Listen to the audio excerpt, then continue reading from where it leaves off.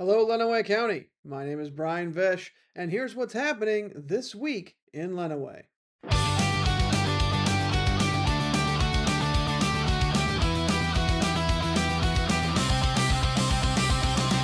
Accurate, dependable, and late breaking.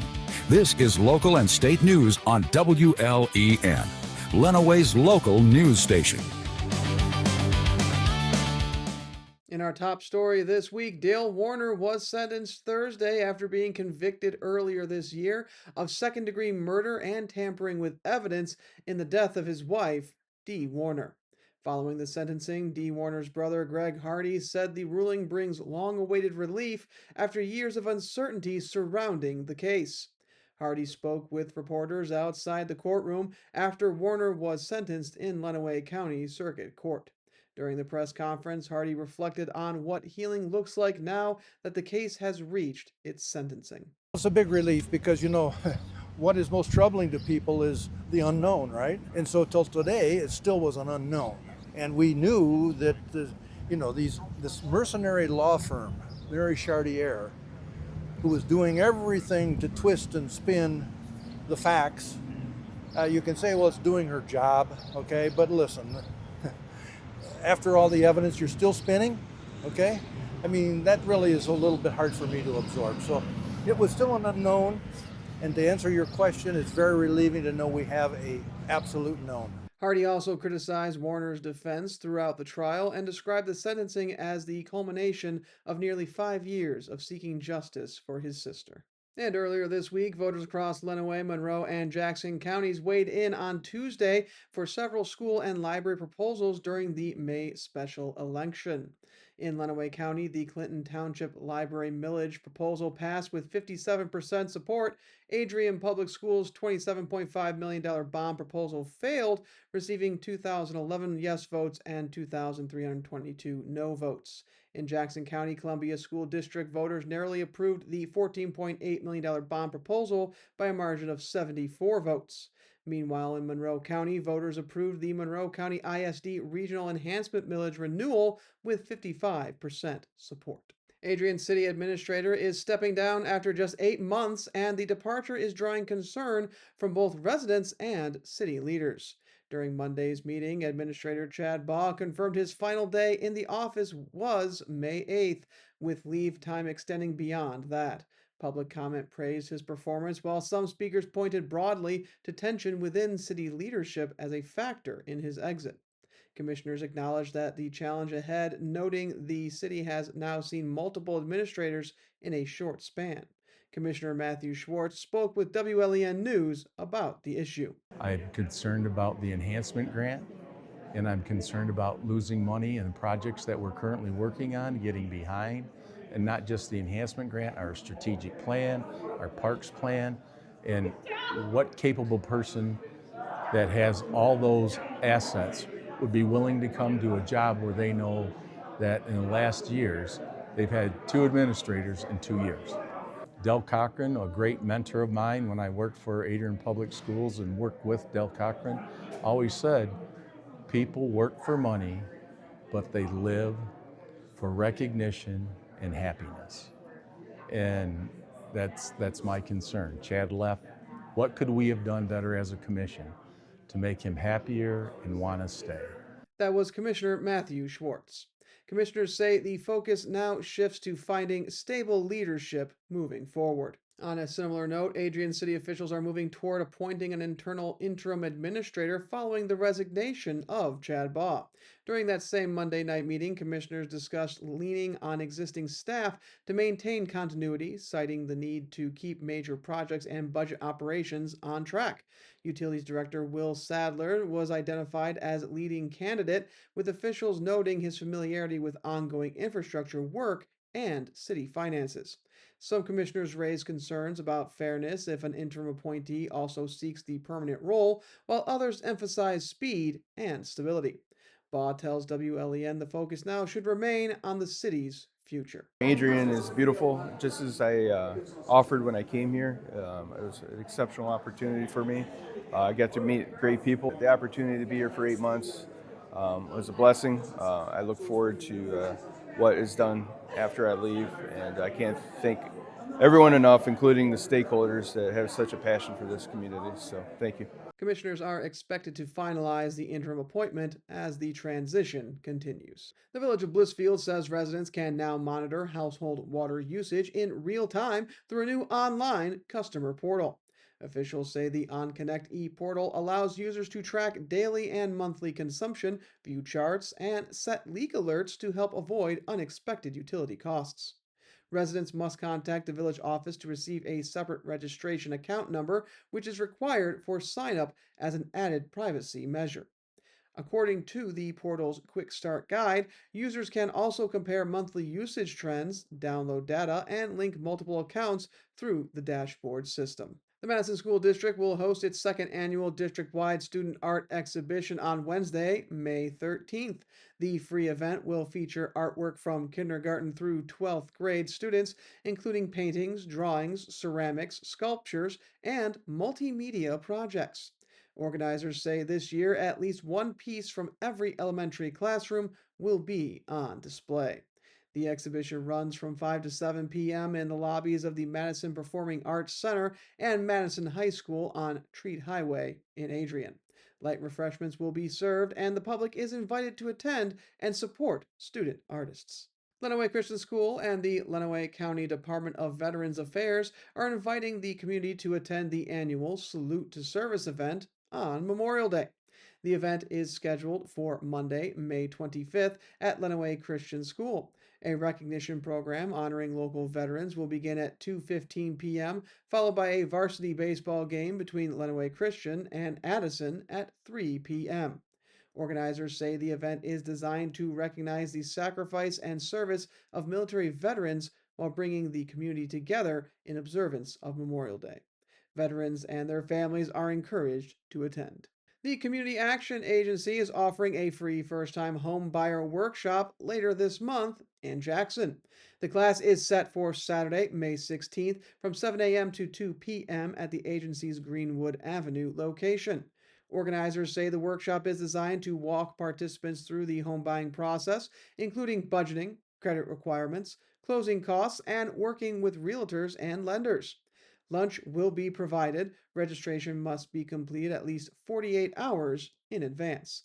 Those interested can sign up by calling 517 435 4372 or emailing lazarus@caajlh.org.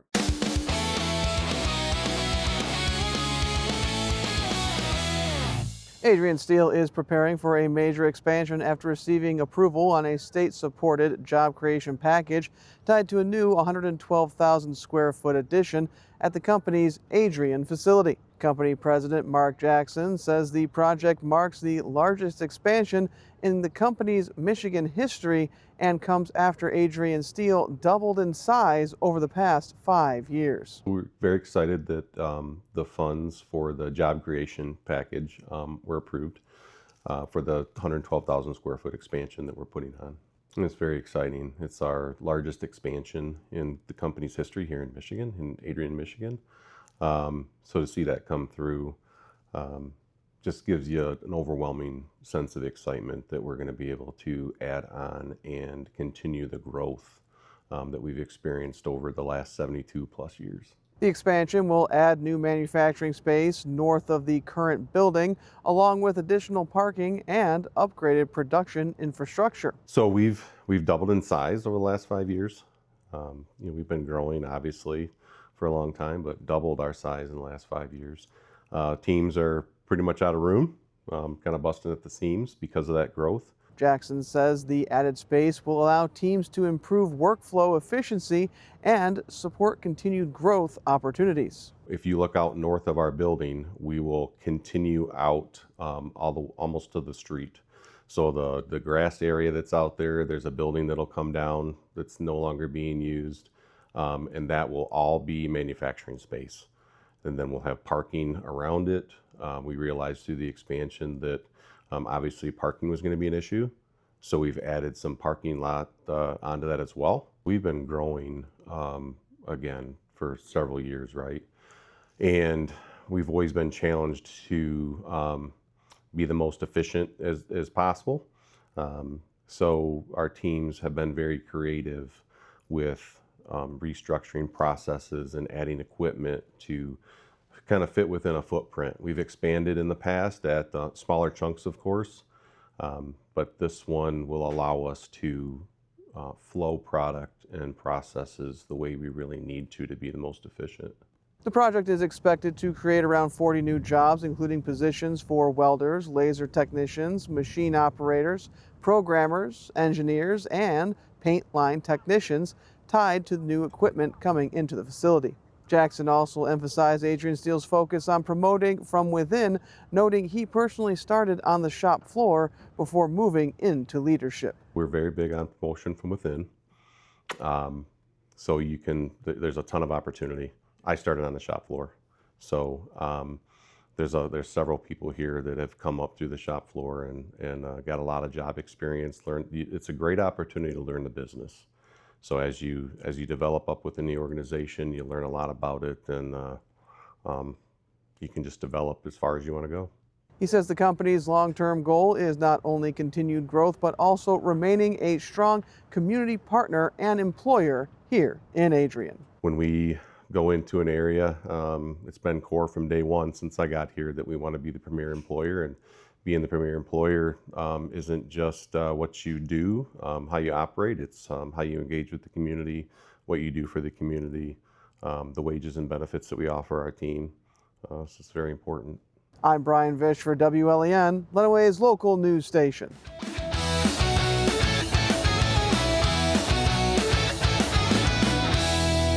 The LISD Tech Center today held their Build Your Future Career Day, where Tech Center students got to learn more about a career in the trades. Several local business leaders were at the event to help students make their decision on what to do next after high school. This career fair today is just to get more information to our students in the construction trades program. We have vendors here from construction with roofing, house building. We have a couple of the unions here. We have cabinet designers. We have companies that do pretty much everything from the ground up, so it gives them a look at all the different careers within the construction industry, and we have students that are ready to go to work and looking for jobs today as well. WLEN spoke with representatives from the Home Builders Association of Lenawee and Big C Lumber. Yeah, so we've got a Build Your Future Career event day. We've partnered with the LISD Tech Center. What we're trying to do is expose students to careers in the trades. There's all kinds of different opportunities for these kids, whether it's with home builders, plumbers, electricians. What brings us here is the opportunity to offer the students a community involvement. At Big C Lumber, we provide materials for contractors and homeowners to do projects on their homes and businesses. What we can offer students is entry-level opportunities to work in the yard, inside sales, and also we provide a lot of training for growth, advancement, and opportunities that will just give them a better understanding of certain areas. We've got a wide variety of different businesses represented here, and we're hoping for some real-world conversations. So the students come in and they ask these tradesmen questions about what their daily activities look like, all the way through how did they get to where they're at in their career. I find a lot of the kids are interested in jobs in the construction field. Even some of the kids that are doing other programs have come and expressed interest in Big C Lumber. They didn't know what Big C Lumber does, but we told them we do provide materials, and there are a lot of job opportunities with Big C Lumber. I feel like LISD Tech is doing a good job of preparing them with information they need. In addition to these working professionals, one intrepid student was also at the event, a senior at Tecumseh High School, who is promoting an app which he says will further help students decide on what trade to pursue. Originally got Brian out here for my app that I recently produced. It's called TradeSmart. It's designed to be an impact over a kid's decision with college. Instead, we're reverting that into the trades industry. We got presented with a problem from multiple different business owners to try and solve the kids who aren't coming into the trades industry, because we're losing hundreds of thousands of people every single year to an epidemic of people not going into the trades industry. So I've designed this to change the minds of kids around the world. The trades industry is one of the main industries that is not going to be taken over by AI anytime soon. The trades industry is one of the most profitable industries that the kids can get into now rather than later. We just want to let people know that there are great careers in the residential trades, and the HBA here in Lenawee County is trying to impact the community in a positive way. We want to make sure that students know that college is not the only way. Certainly college is a great choice, but there's also the opportunity to get a career in the trades and make a nice life for yourself. We do offer a mill shop. We do offer a truss and plano plant. We make cabinets, we make custom doors, custom millwork. We do offer window and door installer positions at different stores. And that's just some of the opportunities that we do offer, other than just the materials that we provide to customers. I'm Dallas Behringer for 103.9 WLEN, Lenawee's local news station.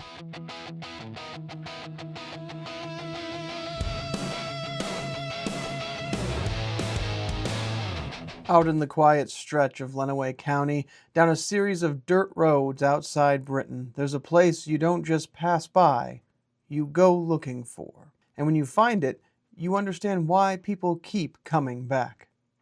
Prielipp Farms and Greenhouse doesn't sit on a busy highway. It doesn't need to. Because inside, it speaks for itself. Rows of color stretch in every direction, hanging baskets overhead, plants lining tables, aisles, and walkways. The kind of place where the scale hits you before anything else. And for Melissa Runner, that scale didn't start here. It started in the fields. We started as farmers, and we found out that we could sell, we would go to farmers markets and people were selling flowers, and we decided that we could make money off of that, and that's how we started. Like many farms in the region, the work began with traditional crops, corn, beans, wheat, but those only carried them so far. The thing of it is that that's only a couple months a year. We needed something else when everybody was here to help fit the budget. And, as we grew bigger and better at it, we just increased sizes through the years. So, 1985 or something like that was the last time that they expanded. And now we're at a point where we've got it down so pat that we don't have to work very hard at it. And that scale is impossible to miss. Thousands of hanging baskets fill the greenhouse, stretching row after row.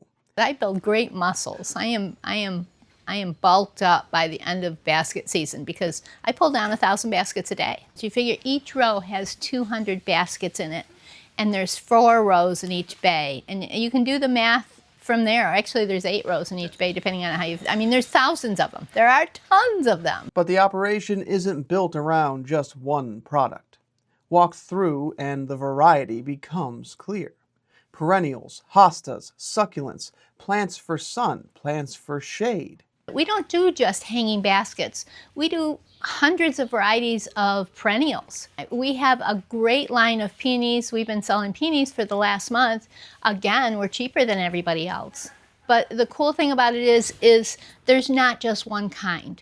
You can pick from 30 different varieties. It's the same way with hostas. We have 80 varieties of hostas. We have 30 varieties of astilbe. The goal isn't just selection, it's access. You come in with a problem and we help you research it out and show you what's going to work. We want every gardener or every wannabe gardener that thinks they want to be a gardener to come in here and have a successful growing season. That includes the first-timers, the unsure, the ones who don't know where to start. Because here, success is part of the product. And even the location plays into that experience. Out of the way, quiet, unexpected. That's almost our mission. We want people to come in and feel like this is their greenhouse, that we are here, and we are. Basically, if we're working for the customer, we're in a greenhouse, it's way out of the way. You have to drive down a bunch of dirt roads, and it's just it's a cool place to come. People come in here for the first time and they go, wow. And that's, to me, that's my payback. In recent years, that experience has meant even more. When the pandemic changed daily life, it also changed how people used their space. Gardens became something else. When COVID came, we had to put the brakes on everybody. We couldn't sell anything by the governor's order, and people were going stir crazy. We expanded our vegetable sessions, we expanded our plants. People couldn't go anywhere, and so they made their yard a paradise. And that idea stuck, because at its core, gardening isn't just about plants. It's about ownership, control, satisfaction. You want to be able to look at it and you want it to make you happy. That's probably the key for anything. You want to go home and go, wow, I did that. Or wow, that ugly little buddleia plant that she told me to buy, it looks so nice, you know? Yeah. Those are the kind of things. For those just starting out, the advice is simple. Start small, be realistic, and give yourself room to learn. Come up with a plan. Don't overdo it. Don't bite off more than you can chew. There's nothing worse than having such a large area to start with that you get halfway through it and you're overwhelmed. Hold off on buying plants until you've got your space prepared. Those are all things that I would tell somebody. Because not every plant will make it. Now, do I do that? No, absolutely not. I go and I buy everything that I like. I try to get the kids back into the car. And at home, you know, then I've got to make dinner and everything else like that. And I set them out there and half my plants die. But that's part of the journey. You don't have to be a master gardener to grow plants. And the cool thing is you're going to learn in your yard what grows best. And over time, the process becomes the reward. Back in Britton, the greenhouse continues to grow, season after season, year after year. Not just in size, but in the people who return. We're good price, we have great plants, and you know, there's a great selection. And we want to be your greenhouse that you come to every year. Out here, down the dirt roads of Lenawee County, that's exactly what it's become. I'm Brian Vish for WLEN, Lenawee's local news station. And that'll wrap it up for us here this week in Lenawee. I'm Brian Vish for WLEN, Lenawee's local news station. Count on WLEN, Lenawee's local news station, to keep you informed with accurate and dependable information 24 hours a day.